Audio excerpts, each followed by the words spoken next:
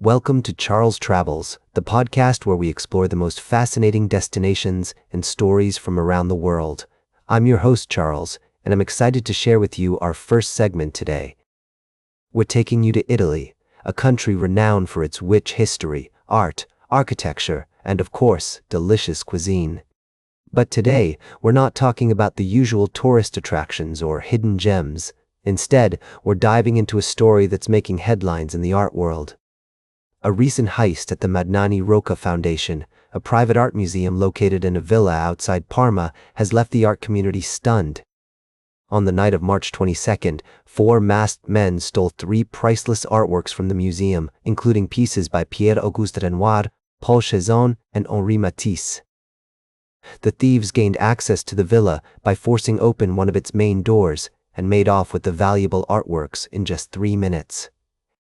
The stolen pieces include Cézanne's Still Life with Cherries, Renoir's Les Poissons, and Matisse's Odalisque on the Terrace, which are reportedly worth millions of dollars.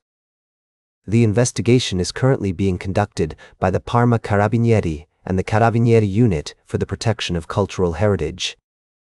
The museum has stated that the heist was highly organized and structured, but thanks to the swift activation of their security systems and the intervention of the in-house security team, a much larger theft was prevented. This daring heist is just the latest in a series of art thefts that have taken place in recent years, including the high-profile theft of crown jewels from the Louvre in Paris. The art world is on high alert, and many are left wondering how such brazen crimes can be prevented in the future. As we continue to follow this story, we can't help but think about the significance of these artworks and the importance of preserving our cultural heritage.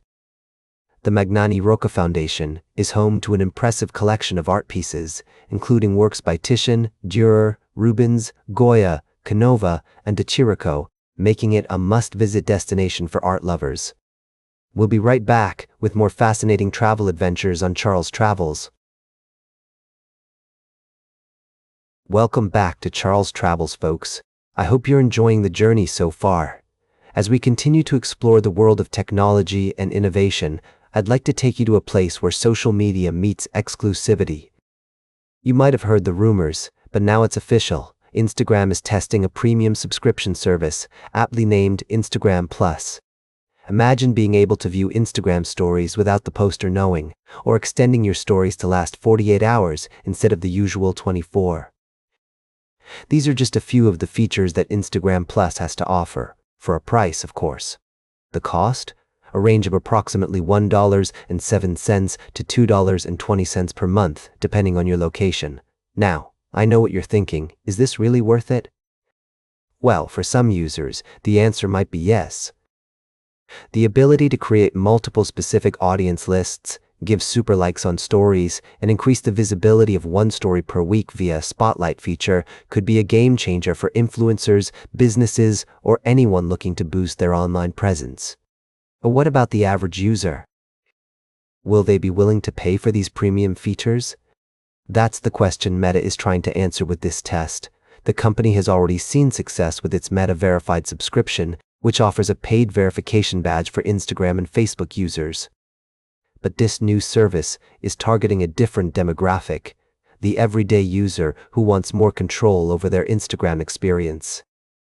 As we consider the implications of Instagram Plus, I'm reminded of the small towns I've visited on my travels, where community and connection are at the heart of everything. Social media platforms like Instagram have become an integral part of our lives, allowing us to connect with others across the globe.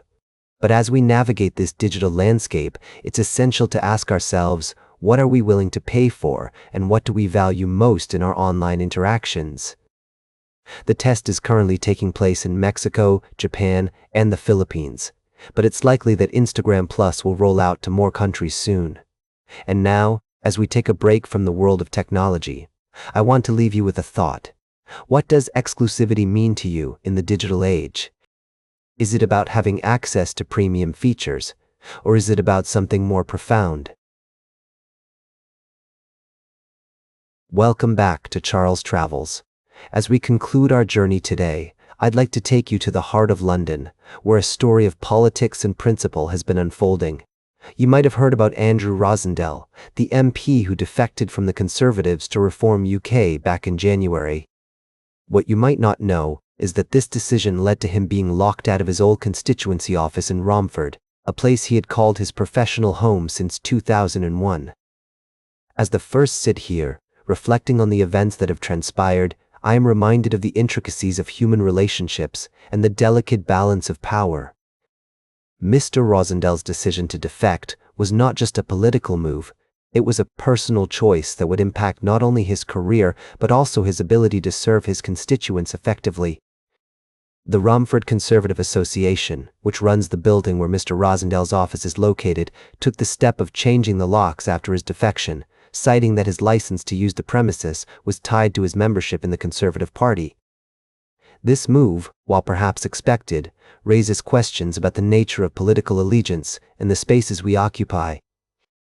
In a recent High Court ruling, Mr. Justice Chowdhury refused Mr. Rosendale's bid for an injunction to regain access to his office, stating that his case was intrinsically weak and that he should have anticipated losing his right to occupy the space upon defecting.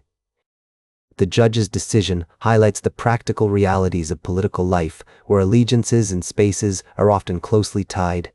As the first ponder this story, I am struck by the human element at its core. Mr. Rosendale's journey is a testament to the complexities of making difficult choices and facing their consequences. It serves as a reminder that our professional lives are deeply intertwined with our personal beliefs and values. This tale from London also prompts us to think about the concept of home and workspace. For many, including MPs like Mr. Rosendale, their offices are not just places of work, but also symbols of their role in the community. Being locked out of such a space can be more than just a logistical challenge. It can feel like a disconnection from one's purpose. As we wrap up today's episode of Charles Travels, I invite you to reflect on the stories we've shared and the people we've met along the way. From the evolving landscapes of rural America to the political corridors of London, each tale has offered a unique glimpse into the human experience. That's all for today's Charles Travels. Remember to like, share, and subscribe, and until next time, keep on traveling.